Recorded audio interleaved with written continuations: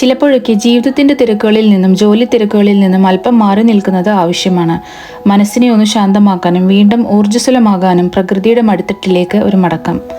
പ്രതീക്ഷയോടെയും സന്തോഷത്തോടെയും ഞങ്ങൾ രാവിലെ തന്നെ യാത്ര തിരിച്ചു. തിരക്കേറിയ റോഡുകളും നഗരക്കാഴ്ചകളും പിന്നിട്ട് വണ്ടി പതുക്കെ ഗ്രാമപ്രദേശങ്ങളിലെ ശാന്തമായ വഴികളിലേക്ക് പ്രവേശിച്ചു. ഏകദേശം 3 മണിയോടെ ഞങ്ങൾ സ്വാളോസ് റെസ്റ്റിൽ എത്തിച്ചേർന്നു. പുറത്തുനിന്ന് നോക്കുമ്പോൾ കല്ലുകൾ കൊണ്ട് നിർമ്മിച്ച ഒരു ചെറിയ വീടാണെന്ന് തോന്നുമെങ്കിലും അതിൻ്റെ ഭംഗിയൊന്ന് വേറെ തന്നെയായിരുന്നു. വീടിന് തൊട്ടടുത്തുള്ള പറമ്പിൽ പശുക്കൾ ശാന്തമായി മേഞ്ഞു നടക്കുന്നു. വാഹനങ്ങളുടെ ബഹളമില്ലാത്ത ആ പ്രദേശം മനസ്സിന് വല്ലാത്തൊരു സമാധാനം നൽകി. കോട്ടേജിന്റെ താക്കോൽ തുറന്ന് അകത്തേക്ക് കയറിയപ്പോൾ ഞങ്ങൾ അത്ഭുതപ്പെട്ടു പോയി. പുറത്തുനിന്ന് കണ്ടതിനേക്കാൾ എത്രയോ വലുതാണ് ഇതിന്റെ ഉൾവശം. വിശാലമായ ലൗഞ്ചും എല്ലാ സൗകര്യങ്ങളുമുള്ള കിച്ചണും പിന്നെ മനോഹരമായൊരു ബെഡ്റൂമും എല്ലാം കൊണ്ടും വളരെ വൃത്തിയുള്ളതും മനോഹരവുമായി ഒരുക്കിയതുമായ ഒരു വീടായിരുന്നു സ്വാളോസ് റെസ്റ്റ്. രാത്രിയായപ്പോൾ ആ പ്രദേശം കൂടുതൽ നിശബ്ദമായി.